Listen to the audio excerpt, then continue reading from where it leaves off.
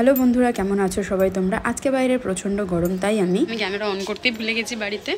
আমরা কিছু বন্ধু বান্ধব মিলে আজকে একটু ঘুরতে যাচ্ছি। কোথায় যাচ্ছি তোমাদেরকে গিয়ে দেখাবো।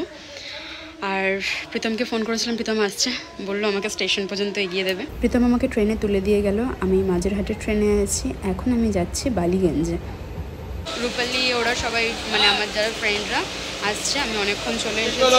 ওরা আসুক, দিয়ে দেখছি কোথায় বসবো আমরা। আমি যে ট্রেনে এসেছি ওই ট্রেনে করেই আমরা যাব, মানে যেখানে যাব। আমি ট্রেনের সামনে দাঁড়িয়ে দাঁড়িয়ে ওদের জন্য ওয়েট করছি, আর ওরা ট্রেনের ওই মাথায় আর আমি এই মাথায়। এখন আমি যেতে যেতে ট্রেন ছেড়ে দেবে, তার থেকে আমি ট্রেনের বগিতেই থাকি, নেমেই দেখা হবে। বালিগঞ্জ স্টেশনে 3 নম্বর প্ল্যাটফর্ম থেকে আমাদের ট্রেন রওনা দিল। কিছুটা এগোনোর পরে আমরা গিয়ে পৌঁছাই হচ্ছে মাঝেরহাট স্টেশন। ট্রেন তো এমনিতেই ফাঁকা ছিল, তাই আমি গেটের সামনে এসে দাঁড়িয়েছিলাম এবং ওখানে দাঁড়িয়ে দাঁড়িয়ে চারিদিকে দৃশ্য উপভোগ করতে করতে এগিয়ে চললাম। এই যে সুন্দর মন্দিরটা তোমরা দেখতে পাচ্ছ, আমি জানি না এটা কি মন্দির, তোমরা যদি জেনে থাকো কমেন্ট সেকশনে জানিও। আমরা আমাদের গন্তব্যস্থলে এসে পৌঁছে গেছি। রূপালি নিজের ভিডিওর ইন্ট্রো দিচ্ছে, আর তোমরা নিশ্চয়ই অনেকেই বুঝতে পারছো আমরা কোথায়। হ্যাঁ, তোমরা ঠিকই ভাবছো, আমরা কিন্তু এখন প্রিন্সেপ ঘাটে আছি। বাইরে প্রচণ্ড গরম, তাই আমরা পৌঁছে গিয়ে প্রথমেই লেবু জল খেলাম ঠান্ডা ঠান্ডা, যেটার দাম ছিল হচ্ছে মাত্র 20 টাকা করে, আর খেতে মোটামুটিই ছিল। আর কে যা এদেরকে যে এখানে দেখছো ময়ে ময়ে করছে, এটার রিজন আছে, কারণ হচ্ছে আমি ওদেরকে বলেছি ভিডিও করব, আর ওরা ভেবেছে আমি ওদের ফটো তুলবো, তাই ময়ে ময়ে হয়ে গেছে, সবাই ময়ে ময়ে করছে। এরই মধ্যে তোমাদেরকে একটা ইনফরমেশন দিয়ে দিই। এই যে প্যালাডিন পর্চটা তোমরা দেখতে পাচ্ছ, এটা 1843-তে তৈরি হয় in the memory of James Prinsep. ওখান থেকে আমরা চলে আসলাম হচ্ছে গঙ্গার ঘাটে। এই গঙ্গার ঘাটটা তৈরি হয় 1841-এ, আর তার সাথে হচ্ছে যে প্যালাডিয়ান পর্চটা দেখালাম জেমস প্রিন্সেপের, সেটার সাথে এটার নাম হয়ে যায় একত্রে প্রিন্সেপ ঘাট। এই পরন্ত বিকালে যদি নৌকা না চড়লাম তাহলে কি করলাম, আর এই সানসেটটা নৌকায় বসে দেখার মজাই আলাদা, তাই আমরা নৌকা চড়তে গেলাম।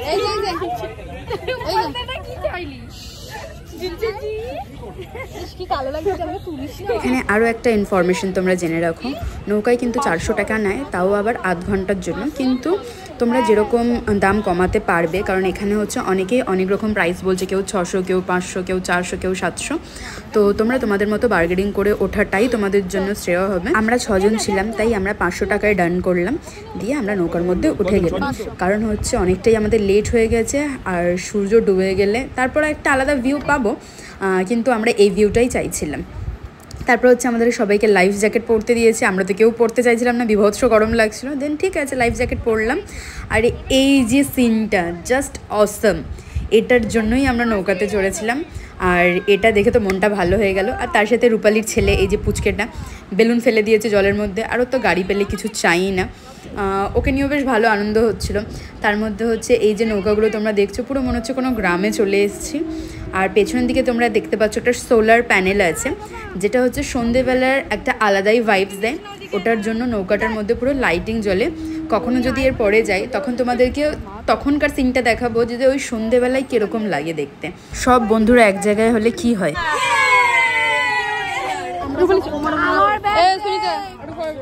আমরা নৌকা থেকে নেমে গেলাম, আমাদের টাইম হয়ে গেছিলো আধ ঘন্টা, কিন্তু আমরা যেহেতু লাইফ জ্যাকেট খুলে দিয়েছিলাম তাই আমাদের আর একটাও ফটো তুলতে দেয়নি। বললো লাইফ জ্যাকেট খোলার পরে নৌকার মধ্যে থাকতেও দেওয়া হয় না, আর নৌকাতে ফটো তুলতেও দেওয়া হয়। নৌকা চড়ে সবার খিদে পেয়ে গেছে, তাই সবাই মিলে এখন আমরা যাচ্ছি হচ্ছে খাবার স্টলের দিকে।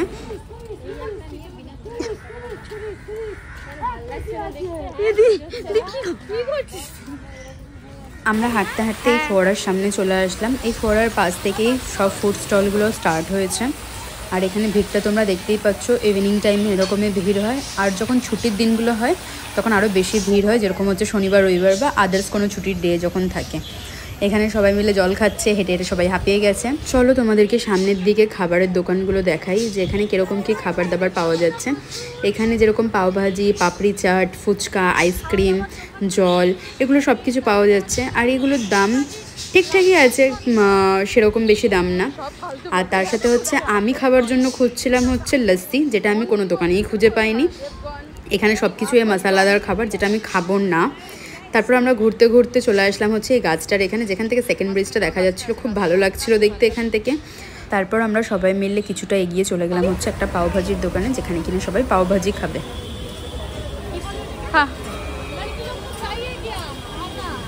খানা পয়সা সোনা। এই যে পাওভাজির প্লেটটা তোমরা দেখছো, কোয়ান্টিটি ঠিকঠাকই আছে।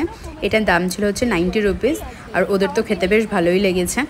পাওভাজি খাওয়ার পর আমরা চলে গেলাম হচ্ছে পাশের চায়ের দোকানে। গান চলছিল বলে ওখানটায় আরও বেশি অ্যাট্রাকশন হচ্ছিল সবার।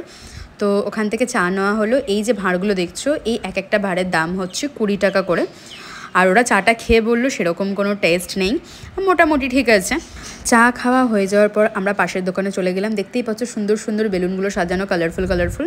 তো সবাই মিলে এখানে বেলুন ফাটালো, 20 টাকা করে নিল। তারপর আমরা এখান থেকে হাঁটতে হাঁটতে চলে গেলাম যেখান থেকে আমরা নৌকাতে উঠেছিলাম সেই জায়গাটায়।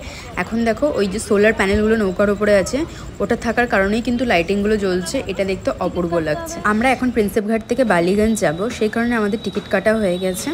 আর দেখো অনেক ওয়েট করার পর ট্রেনও চলে এসছে। ট্রেনে তো উঠে দেখো সোনালিদি নাচানাচি শুরু করে দিয়েছে। সোনালিদি এরকম নাচানাচি করে বেশ মজাই হয় সবাইকে। এরপরে দেখতে থাকো যে ও আর কি করবে।